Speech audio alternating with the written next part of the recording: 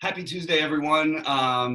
We are still feeling a little bit of the Kobe hangover here in LA, but it's been nice to see people banding together. They canceled the game that I was supposed to go to tonight. Now the first home game will be Friday.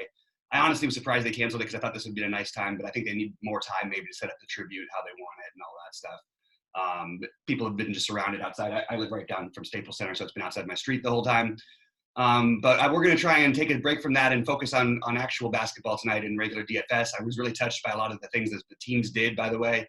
I thought that it was really nice, the symbolic, not just the 24 and 8 seconds, but Andrew Wiggins putting the ball at the free throw line where Kobe passed Jordan on the all-time scoring list. Like, there's a lot. I didn't see that. That was a nice one. There were some good things out there. And I also want to say, I think everyone who covers DFS has done a really, really poor job. That's just my personal take.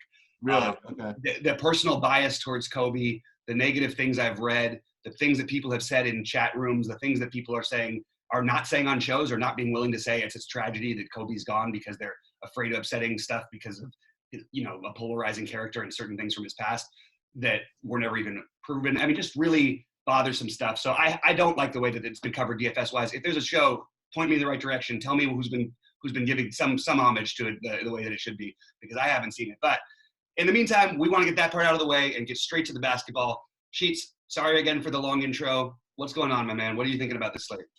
First of all, do you think that they're and I'm being serious about this. I mean, do you think that they're, until every team has had a chance to play a home game since Kobe died, you think they're going to be paring all the starters back minutes projections by 30 seconds? It's a really good question. They should be. But they won't. You're not actually playing 30 less seconds, so the minutes change wouldn't be anything. So we should probably just account for it. Okay, all right. I just figured I'd bring it up. Yeah. So So I mean, so last night was really was interesting, and one of these days, again, I don't like to. Again, I don't want to be those people that say, "Oh, did you have this? Do you have this? Do you have this? Do you have this? Whatever. We talked about this. We talked about this." Maybe one day we should do like kind of a little feature, like our W of the day, our L of the day, or whatever it is, and actually back it up with the clips from the previous days thing, because I will say this, that the people who watched yesterday probably did a lot better than I did. because if I listened to it myself like 4 hours later after, well, obviously there was other news that came out that made some things a little less palatable, whatever it is. But just remember what we're doing here. We're trying to give you ways to approach GPPs, right? Mm-hmm. So when we come up with some things that seem unlike what other people are coming up with, it's just that we don't want to just play it safe and just tell you the 20th best values on the day. You know what I mean? We're really trying to figure out the way we would attack it and where to pivot and what pivots look like, and shots to maybe win these things, because I talked about this in many previous videos. If you're playing GPPs and you're not trying to win, you're just trying to make best plays and min cash, it's just a disaster, right? So hopefully you guys are getting a lot out of this. I know I'm getting a lot of messages about this, and we'll continue doing what we're doing. I do want to just kind of give a little thing. I didn't tell Bobby I was going to do this, but right now, I mean, we are doing this like for free, and eventually, people are going to have to pay for this in some form. I don't know what Bobby's plans are. Yeah. I mean, I might be starting like the next week or so, maybe dropping a charity link for. Oh yeah, we got to do that soon. Yeah, for something that is pretty near and dear to a really good friend of mine or whatever. And so maybe like the first step for me, at least on my part, will be, if you like anything you see or you're making money or whatever, I'll drop a link to it, to a charity thing that I'm kind of involved in. But in any case, you'll see also that, I'm kind of dressed for success today. I have like kind of a meeting today. And one thing we're also going to do one of these days is do maybe some other videos about how DFS kind of relates to other businesses and other aspects of investing and things like that. We talked for about like 5 minutes about before a show about how some things I apply to DFS, I apply to the stock market, and looking at content and things like that. So again, all this stuff is like in the back of my head, and just can't wait to kind of get out and like in the offing. So Bobby and I are working really hard to figure out the best way to present all this stuff with the right format and the right partners and stuff like that. So, you just keep sticking with us, and we'll continue to improve. Absolutely. And I'll be doing a live show a little later today I'm going to be Nice. doing them every day. It's a little bit, it can be a little tricky when there's a lot of news and a lot of games because I'm trying to adjust, but that's sort of what I want to show you guys too. So I'm not going to play quite as heavy today. So today probably is a good day for me to go through some of that with you guys. All right. So I guess we could just start right after it. And I don't have an overall slate view right now. You know what I mean? I know yesterday what it was going to come down to. You know, I knew it was going to be all about what you did with the Houston guys.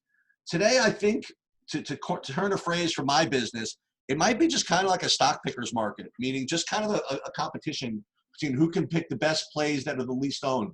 You know what I mean? I don't think it's like there's one main pivot point that's going to drive the results of this slate. I guess you could say that you could.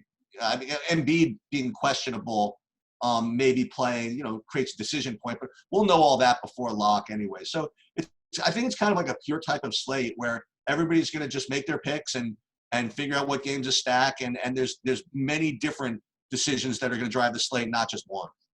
Totally agree. Yeah, I think it's probably best to go game by game because I don't see anybody that is actually like I mean, there's guys who are good plays, and I could say Kyle Lowry might be the first one who jumps out as like I was building a cash team. Maybe he would be the first guy I would look at.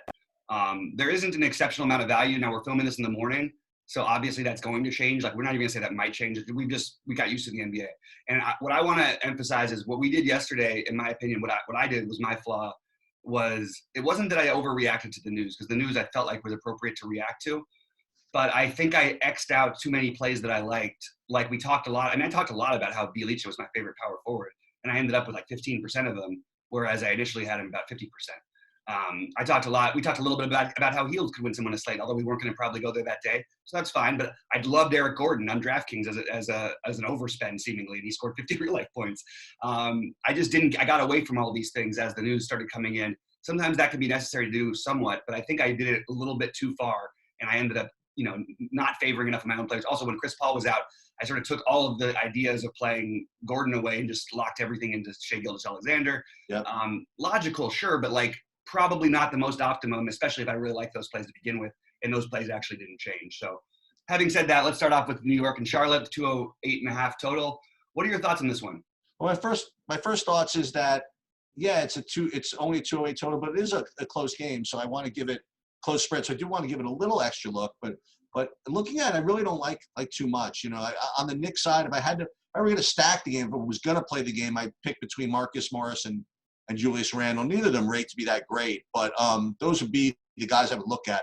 I have a feeling as we go through the slate, there's going to be just better plays. On the Charlotte side, I guess there's a couple of interesting spots you can go. I mean, like Devontae Graham, he's going to be actually it's going to be a pretty sick play on FanDuel actually. But Devontae Graham at 7,400, he's a little frustrating sometimes, but you know, against the Knicks who are pretty bad defensively, he can always go off. And then I kind of leave the rest of Charlotte to you because there are guys that you know better than I do that you kind of bring up a lot, and that's like Miles Bridges and PJ Washington. They always show up in your kind of, maybe I'll play this guy, maybe I'll play this guy. So I'll ask you about these guys. And the thing about Malik Monk had just a ridiculous ceiling game in France or something like that. Or I think that was the France game. I don't know if that means you're going to keep playing him a lot, but he's always got a ceiling in him. Now he's really, really expensive. Okay. But he definitely has a ceiling in him. And the other thing I would say is I would not go chase the Batum minutes. I fully believe they only played him a lot because they played in Paris. I think he's from there.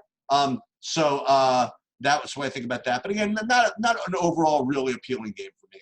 So I actually think that it could turn to be very appealing. Like if we could get these minutes back to where they were before the ridiculous last game, let's just call that. I almost just want to throw that game out the window because for Charlotte, you mean? Yeah, Miles Bridges getting his minutes stolen from. He's not going to play 19 minutes a game. You know what I mean? He had one other game where he played 18 minutes, and that was a game they got trounced. That's why he didn't play. He's been around 30-plus minutes. He's basically been a 30-plus minute per game guy every game. Maybe he's a little bit less today, but like the fact that Malik Monk is projecting for more minutes than him, I'm just not buying it yet. That's just where I'm at. I like taking shots on guys like Malik Monk. So at no ownership, you could take that shot, but you're getting no ownership on Bridges and you're getting no ownership on PJ Washington. And I think they're the two guys whose minutes come back into the 30s.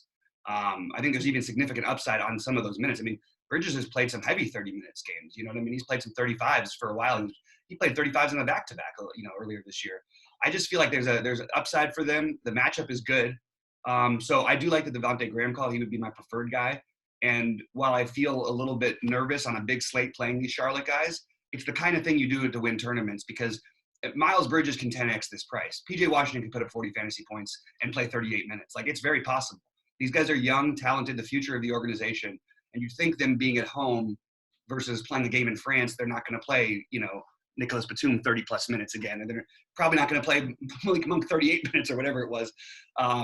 So I think it's mostly like it would be good. Number 1, Graham. Number 2, Bridges. Number 3, Rozier. I think Rozier is also in play. It's a really good matchup. I'm starting to try and attack the Knicks a little bit more. And partially because on the Knicks side of it, while I don't love anybody, I do sort of like Elfrid Payton. I think that he's interesting enough at this price. I feel like he's safe and hasn't really had that upside game. We've seen Charlotte give up some major upside games to point guards, even though Rozier individually is a good defender. They just have no rim protection whatsoever. So guards who rely on driving a lot, like Payton, driving, creating, and dishing, I think this is a matchup that should suit him pretty well. Love the matchup for Randall, but the price is a little bit tough to swallow, especially with the lack of value on the slate. And then I feel like Morris is probably just the wrong slate for me, but I get it. But mostly it's going to be just Payton on this side for me. And even that's only going to be a little bit of it. If we hear something funny later in the day, I don't know. I'm still waiting for Mitchell Robinson to get more run, and I don't really understand why he's not playing 26 minutes, 28 minutes a game. But we'll save that for another day. I think it's if you win with Miles Bridges, you could safely say that you rostered a guy who, let's count this, was 8 for his last 37 from the field. That's the kind of guys that, me. That's my favorite guys to roster. When your prices take that kind of a hit, you're not going to shoot that way forever. It's just not possible. Yeah. You know what I mean? Look at the last time he shot better than 50% from the floor. He put up 32 and 45. Like, we'll take it. Yeah, no kidding, huh? I mean, if the guy plays 35 minutes and he's 4.4K, and we're going to talk about other, like, a lack of value at this moment because we don't have like the obvious. Yeah, I'll try it. I'll take my chances. I think it's probably even worth taking a chance on than I thought, unless we find something else in the next couple games, which I actually really like that one now that I think about it. All right, so Golden State against Philly. Okay, so the first thing you're going to have to figure out they'll announce this, is whether Embiid's playing or not. I mean, they're listing him as questionable. It sounds like he wants to play. The other thing I would suggest is if you're going to play him, you're going to play him. In other words, I'm not saying it the right way. I mentioned this a couple of days ago. He had a finger, right? So I don't think that if he comes back, there'd be a minutes thing. I think he's either ready to play or he's not. That's just my opinion. I obviously follow the beat writers and follow the tweeters and Twitters and all the stuff to figure out exactly what the story is. But that would be my natural inclination. So on Philly, so what that means is that, a lot of these guys that have popped as good values recently are just not going to be as great values anymore. I would say, though, that if I had to pick one guy who's still, for two guys, Tobias Harris looks pretty good. It could be kind of a fast-paced game. But if you're ready for it, man, you've been really successful playing this guy. If you can find a way to play Ben Simmons at 10K, you're gonna be probably among a few people, not that many people that feel like doing it, especially with the blowout risk and all this stuff. Get a high-paced game with Ben Simmons. It's always possible that hashtag shit could happen, right? So I don't know if I'm going to go with Embiid, but I might try Harris. Boy, I haven't built anything with Simmons yet. I have to kind of see what it looks like. On the Golden State side, the only two guys I really like from the side are D'Angelo Russell and actually Damian Lee. Again, I'm not going to go out of my way to play these guys, but I could certainly see. Well, I'm going to say I could see a route where they smash. I will say this, that if I want to play Simmons and or Harris, probably would want to run it back with somebody like D'Angelo Russell and hope the game stays close. Yeah, if you're gonna play Simmons, I think you definitely want to play somebody from Golden State and hope it stays close, because the prices on Russell and Draymond are way too cheap, in my opinion. Oh, Draymond, you like him? I do, actually. Well, I don't like him. My plan is to basically fade this game. Okay. But there will be a lineup or two with a Simmons versus, if there's no Embiid, of course, Simmons versus Draymond, D'Angelo Russell. And by the way, even if Embiid plays, I don't mind taking a one shot on that. But I don't. That's what I was presuming. Actually, I was presuming that B was playing. I mean, yeah. So going under that presumption, that's fine. We can still take a shot on him. I just don't think it's like the most optimal thing. I might save it for one lineup, but I think that it's only because I want to take advantage of these cheap prices on Draymond and D'Angelo Russell, and I would rather do it as a part of some sort of a game stack or something, and even play them together, just because I don't think this game stays close. Not that it needs to stay that close for them to get there, but I don't really have a lot of interest in playing anyone unless I'm going to do a mini stack. Okay. So I'm perfectly willing crossing the game off, so it's fine by me. Mostly cross out for me. All right.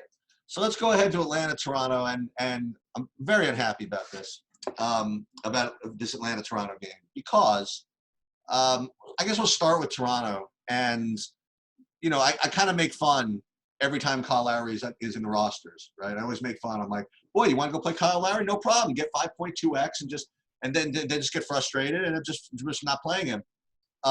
Unfortunately, he's against Atlanta and he's only 7,200 and he's gonna probably just destroy people. Now, the problem against that is that he's probably going to be 30% plus. So we're gonna have to talk about this.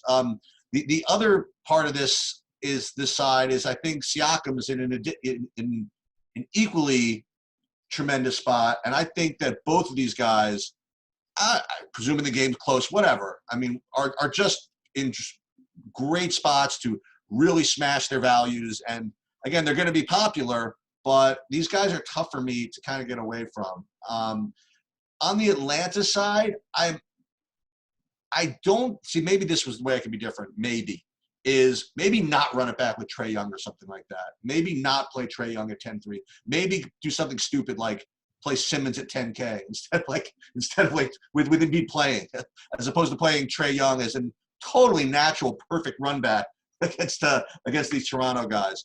The guy I'm actually interested in, the two other Atlanta guys I've been playing, and boy, these guys are really just kind of expensive. But I would maybe take a shot on Herter, and again go right back to DeAndre Hunter at 4,600. So that's what I'm thinking about. I want you to tell me about the Toronto guys. I also want you to talk to me about Fred VanVleet also. I didn't really think I would get to him, but tell me what you think about all these guys. It feels really weird to play 8.2K for Fred VanVleet, personally, yeah. And where he's cheaper on FanDuel and Yahoo, sure, but I just personally, I don't like this game, and it annoys me because you're going to have crazy high ownership, which is going to make me want to run it back. Here's the way that I would do it. I would rank in. I do think that Kyle Lowry is a great play. Obviously, I think Siakam is, like you said, the second best play. I also think that Marc Gasol is just about as good a play as those guys are, almost. In terms of safety, maybe the upside is not quite what you want, but I just feel like it's really hard for him to play 26 minutes here, even and not get 30 fantasy points minimum. So I'll take that. I like those guys a lot. I think that I would have Gasol third, and then if I was going to be stacking this game at all and hoping it stays close, I think you might have to play Trae or Herter. I guess you could try just Herter and see how that goes. But I would probably throw in a guy like Anunoby from the Toronto side of it if I was going to be stacking the game. I think there's upside for him in this matchup. And actually, I think he's kind of an interesting value play, if nothing else, which it will. But if nothing else were to open up, I do think Anunoby is a sort of maybe a little bit of a value play. Certainly, I don't think people are going to jump towards, but it's a really good game environment for him. Even though his minutes are down and everybody's healthy, I still think he can get there. I just don't love Atlanta. This is the team that guards the point guard spot, basically the best in the NBA. Trae can always go off, but you're just playing him because he could go off. So I just feel like I'd rather not get too overly involved. And honestly, I'm probably just going to even be a little ahead of the field on everybody on Toronto except for Siakam and Anunoby. You'd be ahead of the field on everybody except No, Siakam. sorry, with the field on everyone. I'd probably be with the field. As much as I like Lowry, I don't want to be playing 50% players on this kind of slate. Well, so a couple of things. First of all, I'm looking – if Fred VanVleet is actually 3% compared to Lowry 30%, I think I'd have to actually talk about it, The other thing I wanted to throw out there, again, this would be a little bit more likely to happen if there was no Kobe stuff or whatever it is. And I don't know if this is the last one, but we've had this a zillion times already, probably in the last 3 years. But we got to start paying attention one of these days to when Vince Carter's last trip to Toronto is. I don't know if this is it, but I haven't even looked at the How did I schedule. not put that together? That? Okay, well, that's actually probably worth checking the schedule for. Yeah. Let me check out his game log. You keep talking for a minute. I'm just gonna check out. Yeah, I mean, it seems like a little awkward to have some big like homecoming for freaking Vince Carter, like with all this other stuff going on right now. But it does, but that is, oh my god. Okay. I don't know. Maybe they play again later in the year. They probably do, but I figured I would start. Yeah. When he starts making his West Coast swings, you know what I mean? Like, it's possible that we have to start thinking about all this stuff. Yeah, let's see. Hold on. You keep talking for a second. I'm just going to look this up. Sorry. So that's really all I had from this game. I don't think I'm going to do it, just so you know. I don't think I'm going to do the Lowry, Trae Young thing. I just think the combined ownership, the ownership issues with Kyle Lowry, you're going to probably get ownership on Trae Young, right? I mean, wow, they're only showing him. I don't think it's going to be that high. Yeah, I guess not. Maybe I'll try it. Maybe the Toronto defense will keep his ownership down. And, you know, as I've said before, you know, probably the best kind of point spread situation for a guy like him is like an 8 or 9 point underdog, you know, because it's he's going to just put the ball in his hands and just do whatever. So, all right. So that's really much all I had. I'm ready to go. Yeah, by the way, so the last game is April 10th. In Toronto, so we will definitely be playing Vince Carter on April 10th. Okay. So New Orleans at Cleveland. So I will just tell you what I have, and then I'll give you my trepidations. I think that Zion Williamson from New Orleans looks to be a really, really good play, assuming that he gets the 28 minutes or so that they're projecting him to get. All right. However, I will also say that, for me at least, it's kind of I don't say hard and fast rule because there's nothing hard and fast about DFS, but I really do not prefer to play guys with minutes limits in GPPs, just because, again, there's only two things that can get you above and beyond your projections. And what's that? One of them is excess minutes and one is excess, I guess, efficiency / usage. And if one of those things is kind of taken off the table, it's difficult to get that kind of ceiling. Now, again, it's kind of ignorant for me to say that about Zion because, I mean, like, he's obviously flashes that he has ceiling every time he steps on the court, even if he's only done it for like a few minutes. And they are playing against Cleveland. So I'll let you handle this one. But he happens to look like a really good play, assuming he gets the 25, 28 minutes that he's projected for. If not him, my next two guys, again, nothing fancy here, would be Ingram and Holiday, and I do like both of them. So I think this is a really, really good game to attack. 230-point total. I think I know where I'm going on the New Orleans side, unless you can convince me I really should be playing Lonzo. And then on the Cleveland side, I'll go right back to the guy that has not quite gotten there for us yet, but I'll go right back to Darius Garland, man. Let's keep. I'll keep trying it. And they took him off the court yesterday. Even they stopped him even from playing. Like I was watching that game, and that one really hurt, obviously. What can I tell you? But I think I mean, look, they're going to still keep playing the kid minutes. I think that you might see Kevin Porter ruled out today, which is why I liked Garland so much before when Porter was limited, because it really forced him to play 35 minutes. If we see Porter out the second of a back-to-back today, I think the minutes could trend up again, back to that possible 35 minutes for Sexton and for Garland. I mean, I think it's very, very likely, actually. And the usage will go, mostly to them in Love. But Kevin Love would probably, I don't know if it's my preferred play. Because none of them look that great, but if I'm going to stack the game, I got to play someone. So Kevin Love would be the guy. Now, again, he did play last night, so I just got to watch for that. I presume he's going to play again. I mean, he's been playing the back-to-backs. But, yeah, so I just wanted to just make sure of that. Keep an eye out for anything from Love or Thompson. Like, that's something, I mean, we can just safely say, I think even at his hiked up price, I would have a very hard time not wanting to play Larry Nance if Love or Thompson was gone. Okay. Larry Nance, by the way, was really touched by this whole, like, he had to go back to the locker room. Saw that. And it's interesting because he actually was the guy who they had to delete his Twitter account because he had said some nasty things about Kobe while he was in college. Oh, really? But they ended up becoming friends. Yeah. It's just a really anyway. I think that he's, if one of these Thompson Love guys sit out in the second of the back-to-back, I think you'd look at Henson. What do you think of Zion? Or look at Nance. What do you think of Zion? I like Zion, but I feel weird about it. I don't trust that he's going to play. I mean, he really might. Like, it's enough of a reason where I feel like that you should probably be playing. It's a good matchup too. It just feels weird because I feel like the ceiling on Ingram is higher, even though he's been bad since Zion's been in the lineup. I'm not going to buy that lasts that long. So I think I would prefer Ingram over Zion. But I definitely will have some Zion in my lineups. I like this game, but I don't really love the pricing of these players. And it's also like with Zion back, it's taken away a little bit of the action from Holiday and Ingram. They're both fine, and I'll probably have some exposure there, but I just don't feel as excited as you think I would be in this game. And the same thing on the Cleveland side. Like if everybody's playing, I'm going to stick mostly to Garland, to be honest. And with a little bit of Thompson and Love, and they make some sense. It's just I'm not like overwhelmingly in love with it. I do think it's a great pace spot for Larry Nance, but he's been getting more and more minutes, but it just feels weird to pay this price for him in what's probably going to be limited minutes. Although he'll get maybe a little bit of a bump today if any of these guys are out, of course, especially if it's the big guys, but like if Kevin Porter's out, even it probably might benefit him.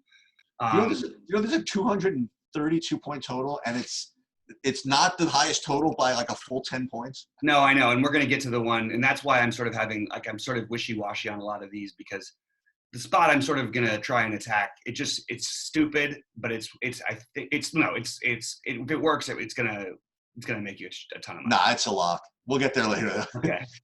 We'll get there later. All right. So Boston at Miami.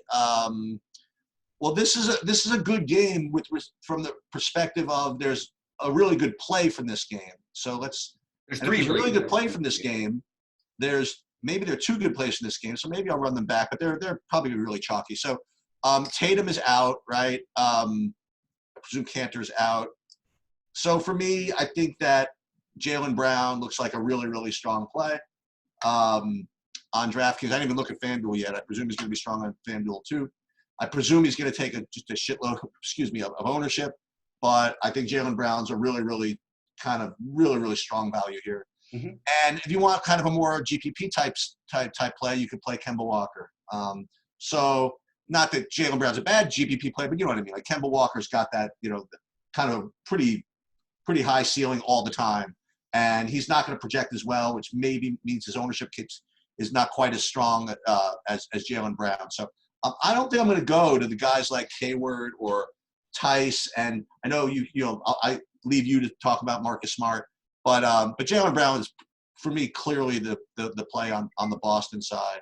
And on Miami, running right back with Butler again, I suppose. I mean, I really thought he was going to sit yesterday. I really, really did. Kind of leading right up until the end. And they announced him playing, and he had a good game. And running right back to back. You know how I feel about that. It's kind of a rough business. So maybe I'm not going to get too much exposure to him, but he certainly rates to be a good play. I don't know where ownership is right now on him, but those are my two from this game. Would be Butler and Jaylen. I'm just double checking, and it's proving to be true again this year. I remember last year on back-to-backs, Butler was a monster. Oh, really? So the first three back-to-backs that I pulled up for this year, he went from scoring 38 in the first of the back-to-back to 44. He went from scoring 36 in the first of the back-to-back to 55. He went from 36 to scoring 50. So I'm not so worried much about the back-to-backs. Butler's a tough guy. Like if he plays, he's gonna put it all out there. He also tends to really get up for these matchups.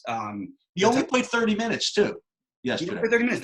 That's right. Yeah. And he's also played more minutes on some of these back-to-backs, by the way. He also did torch this team last time they played. He had 55. Well, not torch him. He had 55 against them. I think he's definitely in play. I'm curious where the ownership ends up on him. It's not like a game that I wouldn't normally want to go crazy with, but I really like all these Boston guys. So I'm a little different. I love Jaylen Brown, but I think Kemba Walker is just from a tournament player's perspective is the guy you want to target here. If people aren't going to play him, I don't know what the hell's the matter with them. Now, he did have the All-Star snub narrative, the All-Star starter snub narrative against Orlando, which is partly why I loved him so much. We also had no Jaylen and no Tatum that night. Then he comes right back against New Orleans, takes another 24 shots, puts up 54 more. It's not like he shot lights out. He was 10 for 24. Imagine if he really got hot, he could have put up 65, 70. There's upside for him still. There's upside for Gordon Hayward at this price without Tatum, in my opinion, although I don't think I'll end up getting there on this slate. But I really like this side, and I think I'm going to make sure I have at least one Celtic. And I'm going to go down as far as to say Marcus Smart too. I think that he's worth taking a gamble on here. So that's where I would have him, but I would definitely rank Kemba and Brown at the top. But they're also Brown is also going to be extremely popular, so that's partly why I'm giving the edge to Tatum. I imagine so, right? Yeah, and then on the other side, I really don't have any interest in anybody except for Butler. If you wanted to just stack for the sake of stacking and realize that it's actually a really good matchup for him, I think Bam is actually a good play. There's a lot of lack of size on the Boston side right now, but I don't know if you want to spend this for him. But that's what I would argue against a guy like Van Vliet. I would rather even use up one of my center spots and play a guy like Bam than I would play Van Vliet. Sure, it's a little bit of a price difference. Or Jimmy Butler, I'd rather play him than Van Vliet. That's why I'm sort of off of guys like that, I guess. Hey, 20 minutes in a row, 20 minutes, 3 games in a row for Olynyk playing against the Celtics. And now he's playing against the Celtics. Okay. I'll just throw it out there. No, that's a good one. That's a good little nugget. He was run right out of the rotation for like a while. What is going on with this minutes projection every day being like 5? I know that they lost some players yesterday, so it's a little different, but okay, I think we should actually take it. Why don't they make a minimum cost? Come on. Okay, so yeah, I guess we have to consider if there's no value, Olynyk as a wild card option. And also, let's see what happens and who plays for Miami. You know who was really active yesterday? Now, he didn't really get the minutes that you were hoping for. You off the board play, but your James Johnson call from yesterday. Oh, yeah. I was watching it a little bit. In the 12 minutes in play, I'm telling you, he was all over the freaking place. He had blocks. He was diving on the freaking floor. So I mean, again, I don't know if it's the right time, but I was a little upset. I had him in my lineups at the moment that I thought Butler was going to be out because I thought Butler. Okay. I thought I could just open up more need because he can sort of play the 3 also in addition to the 4 and the 5. So okay. I don't know. I was just like, probably not the right slate for it or anything, but I just keeping an eye on James Johnson, and we'll attack him on one of these smaller slates. Okay, so let's move on, I suppose. Yeah. Washington at Milwaukee. Milwaukee's a 15-point favorite in this game. So there's 2 ways that I could kind of go. The safest play for me in this game is actually going to be Troy Brown Jr., okay? Because he is going to get run regardless of the outcome of the game, and he's cheap, and he's projecting well, and he's the safest play as far as I'm concerned in this game. I have a feeling he's going to get some ownership. The less safe play or whatever is obviously Bradley Beal, because you just don't know how close this game stays. But I mean, I think this is where you'll hem up. I really don't give a crap. I mean, I'm going to try it. And I don't think I'm going to play anybody else in Washington. The next guy would try is Bertans, but I think I'm going to either try Beal and Brown or Beal. On the Milwaukee side,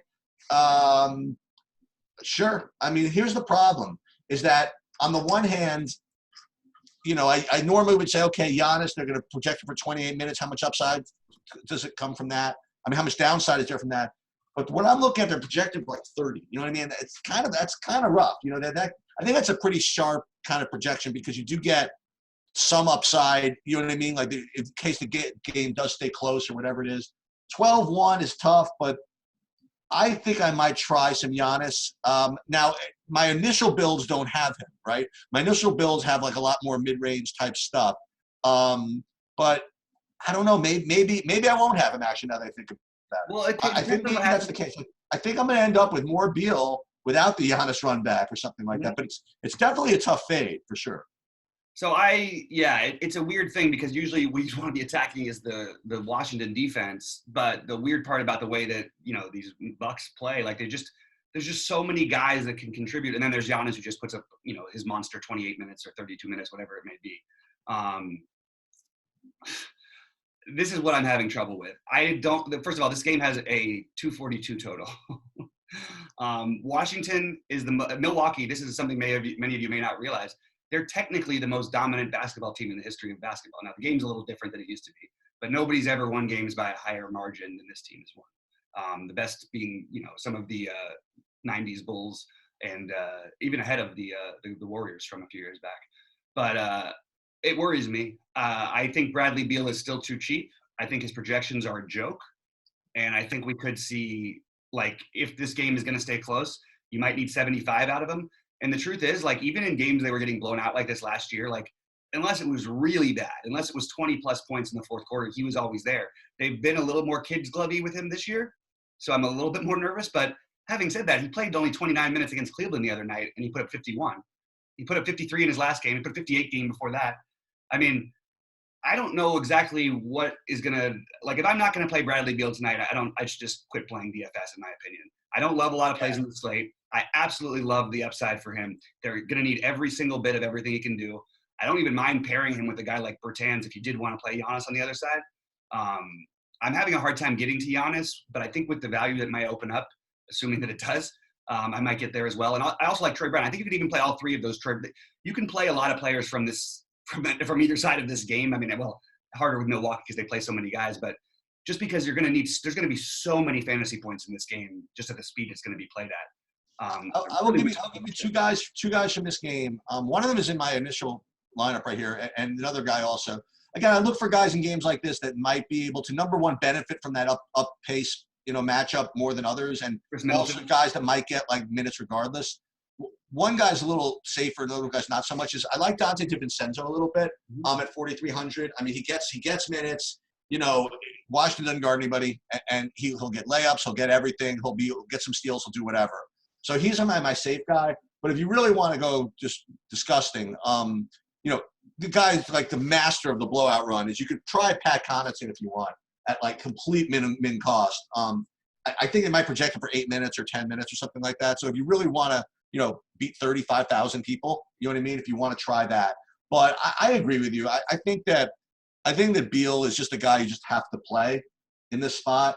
And there's also sneaky roads where Beal is in the fourth quarter and you don't have Giannis in there. And Milwaukee does this crap a lot. Like they'll be up by like 12, 14 points, and Giannis will be on the bench with like 8 minutes to go, and they'll just wait and see if they kind of like need to actually bring him in here, right? So you'll see Beal be able to just kind of like get like kind of free points on Giannis for like a little while. So I'm with you, man. I like Beal in the spot. I think the ownership. I think the projections is probably a joke, but I'm really surprised the ownership is not coming in a little bit higher right now. It's based the ownership. The way they do them this early is generally based on the projections. So right. I really think that these projections are just to be honest, silly. Like, why are we going to peg a guy who's putting over 50 in every game at less? And they're projecting for 35 minutes. I mean, it just doesn't make any sense to me. It doesn't to me either. So I'm completely on board with the Beal play. It does worry me, but I think that he's going to be, as of right now, I've got him as my highest owned player, actually. Yeah, sounds right? Yeah. All right. All right, so two more. This first game, this second to last game, carried when I was first building lineups, had a lot of interest for me, and then I just kind of got a little blah about it. But let's talk about it for a minute. So Denver, Memphis. I mean, it's a 223 total. It's a pretty big total. It's a close spread. Memphis is playing pretty fast, and Memphis is not bad. And I'm kind of interested in this game. On the Denver side, I mean, Jokic looks pretty good, I have to say. And as does Will Barton. So those are the two guys on Denver I would go after. Nothing fancy for me. I would just go for those guys. And on Memphis, as usual, they are projecting kind of for crap. So you have to accept the fact you're getting low ownership and pick your best ones. And I probably will take a shot again at Moran. And he's really frustrating, especially in the first half. I mean, he's finished like the first half, like 5 games, like 2 fantasy points or something. Then he just gets it rolling. And again, you'll have to talk me into the idea of playing both, 2 centers in the same game. But I'll take a shot with Valanciunas again. Now, in fairness, he did actually really limping through the last part of that last game, so I'm a little worried about that. But Jokic can't freaking guard anybody. I have no problem with playing Valanciunas in the spot. So I would play either Valanciunas or Jackson, but never both. And I would probably err on the side of Giannis. And I would play Valanciunas with Moran with Jokic in some lineups, or with Barton in some lineups. Actually, that's what this one is. I thought it was originally. This one was originally Moran with Valanciunas running it back with Barton and some other guys. Mm-hmm. That's why Barton still remains in there. I think Barton totally benefits from this kind of pace-up matchup. So Barton, he does, but he's been he keeps killing us. Like, I mean, he's had some great matchups and he's been just terrible. But yeah, I don't mind going right back with him. I'm not going to go crazy with anybody. I don't think. I'm not like in love with these prices and situation. And there's a lot of guys playing for Denver and all that stuff. I just feel like it's getting spread out a little bit. I think that the guy I would take a shot on is at the low end. Again, there's going to be value that opens up. So this might sound stupid later, but at the moment, Malik Beasley I think is kind of interesting. And but I don't love this. I'm fine with Jokic. I don't mind if you want to play like Dean him at 10%. I don't mind if you want to. That's probably where I'm going to be for Barton as well. Oddly enough, one of the rare times I actually prefer players on the Memphis side to the other side, and they're playing a tough matchup. But I do think Ja and Jaren and Triple J are in play. I don't think I'm going to go to Valanciunas tonight, but I get it. I think I'm just more in love with some other spots that we've sort of gone over. So I don't want to get too spread out, but I do think playing Jaren Jackson, playing Ja Morant makes some sense, and you could even do it together. It's a good pace game. I mean, obviously Denver doesn't play as fast, but they definitely they're not going to be able to play slow against this Memphis team. So, yeah, I just feel sort of uninspired by it, to be honest with you. The other guy who I could maybe consider here is, I mean, this is reaching for value, but it'd be Kyle Anderson. Like, if nothing, like with Crowder out, like, can you get those 28 minutes? Then he's sort of in play. Like, I don't know, maybe reaching on this slate, in my opinion, I guess. They really did a number on. They priced Dylan Brooks up to $6K. That's not nice. I know. I played him the other day a little bit at 55. Yeah, no, absolutely. Not going to do it right now, though. I guess we can move on. Yeah, I'm not really. I wish I liked that game better. Like, that's what's weird about that game and the New Orleans game. I feel like I should like them more than I do, and I just don't. So Phoenix, Dallas. I think that Rubio is questionable. Yeah.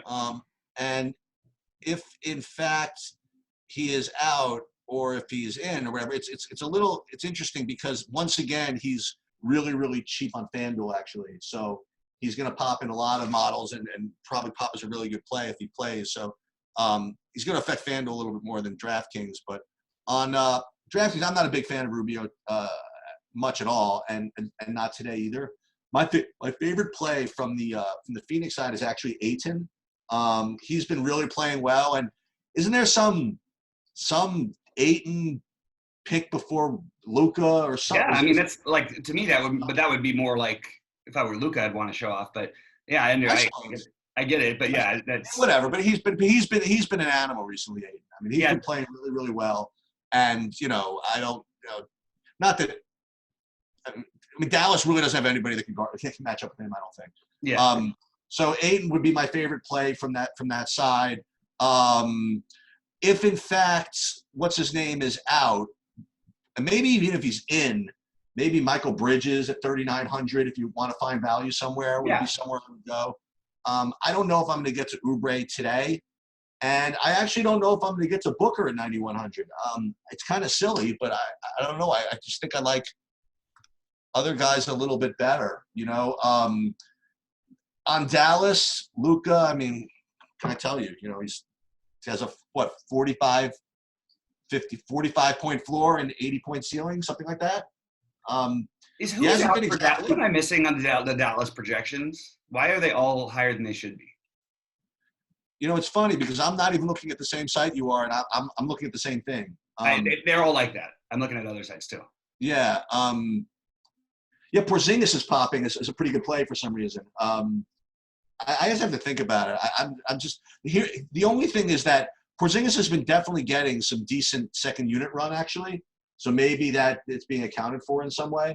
As a matter of fact, if I had to pick one, I don't know. I don't think I want to play either of them. Honestly, I don't know. Here's a maybe a hot take or whatever. But are we sure Porzingis is going to play tonight? These projections, when I first saw them outside of Porzingis, for DeLon Wright, for Hardaway, for all these guys, I was going, oh, well, that's like accounting for Porzingis being out, basically. I also am surprised that they're only 7-point favorites at home. I know that sounds weird, but this is a much better team, so I thought that this could almost be like a double-digit spread. Just keep an eye out for the Porzingis thing. It's a back-to-back, the first one since he's returned from injury. If he plays, even in 28 to 30 minutes, I think he's in play at 7-1 for sure, in a pretty good matchup, actually. But it's going to come down to who actually ends up playing in this game. I think no matter what, DeLon Wright is in play. That's interesting. I think that, his projections you might disagree with them, or somebody might. But the truth is he's played 28, 30, and 27 minutes the last 3 games. He's put up 24, 27, and 38 and a half. It's a good matchup. They seem like they're relying on him a little bit more, both with the second and first unit. And he sort of has been at times even a little more sidekicky to Luka than Porzingis has. So I just think he's kind of an interesting way to go. Otherwise, I would have guessed that the minutes are going to get spread out more with like Cauley Stein getting some, Justin Jackson getting some, Jalen Brunson. Yeah. They have a lot of guys who played just some minutes, not many. And I don't think I'm going to go the THJ route today, but I certainly understand that people are going to. I just think if Porzingis is out, then sure, go ahead. But if he's in, I'm not going to. Yeah. I was thinking about Willie Cauley-Stein a little bit, but I think it's what do you think? What do you think of Luka? I mean, what do you think of Luka? What do you think of Giannis? Why? I mean, what do you think? I prefer Giannis because I like the run backs better in that game. But if Porzingis is out, I might change my mind a little bit. I mean, it's not. I mean, Devin Booker's not the worst run back in the world either. I mean, no, I actually, unlike you, I actually like Rubio quite a bit if he plays. And I love Bridges. I think Bridges is right as of right now, until other value opens up. Bridges is the guy who I'm sort of planting my flag in because I just feel very comfortable with him in his minutes to get 20 plus fantasy points or to be in that range. And of course, there's always upside for him to get to 30 if he can make a few threes. So I love him as a value. I actually like a lot of the guys on the Phoenix side, but that Washington game, it's just, I don't see how, if I don't see how it stays close without Bradley Beal or somebody going nuts, and there's no McRae to even be a potential other guy, maybe Isaiah Thomas can go nuts for a quarter, but you're going to need Bradley Beal to score 60 plus fantasy points for that game to even be within 15 points, in my opinion. Well, let's put it another way. So Beal and Giannis are about 1,000 less together than Luka and Booker. Wait, what? Together, right? Oh yeah, Beal and Giannis are cheaper. Yeah. Right. Well, yeah. Pretty much because Beal is cheaper, right? Yeah, exactly. Giannis and Luka are exactly the same, pretty much exactly the same price. In a vacuum, if I had to play one of them, I would play Luka. But because I actually like a little bit the run back option so much in this case, I think I would lean just a tiny bit more towards you. I don't know, actually. It's really close. I don't know if I'm going to be playing much of either of them, to be honest with you. I think that's where I'm going to end up, actually. It just depends on what value opens up. Like if we get a bunch of guys who are free, let's go ahead and play them. Yeah, but that's what I'm saying. I like these. If you want to play good values from that Boston game, it's not like you're paying $3K for them. You know what I mean? Like, yeah, you want to pay if you want to pay $6,500 for Jaylen Brown or $5,800 for Smart or something like that. I don't know if you're gonna, and if you want to play, that's not to say you have to play Zion or whatever it is, but if you want to play some of these 6-7K guys, it's going to be hard to play guys like Luka and Giannis today. Yeah, exactly, because the mid tier is as it's been lately a little more strong with guys like Siakam and Lowry and Kemba and Jalen and all that. So yeah, if you want to, I'm happy to go through my ownership percentages right now. Yeah, go for it. So I've got the number one play I have it's a tournament play where I can basically play a lot of chalk other than him because he's my number one play right now is Bradley Beal. It's a tournament play. It is risky, but probably not quite so much as everybody thinks it is. The upside is just absolutely massive. And if you want to beat Milwaukee, you have to beat them from the outside. Like this is a spot where I think that I'm just going to take that shot with Bradley Beal.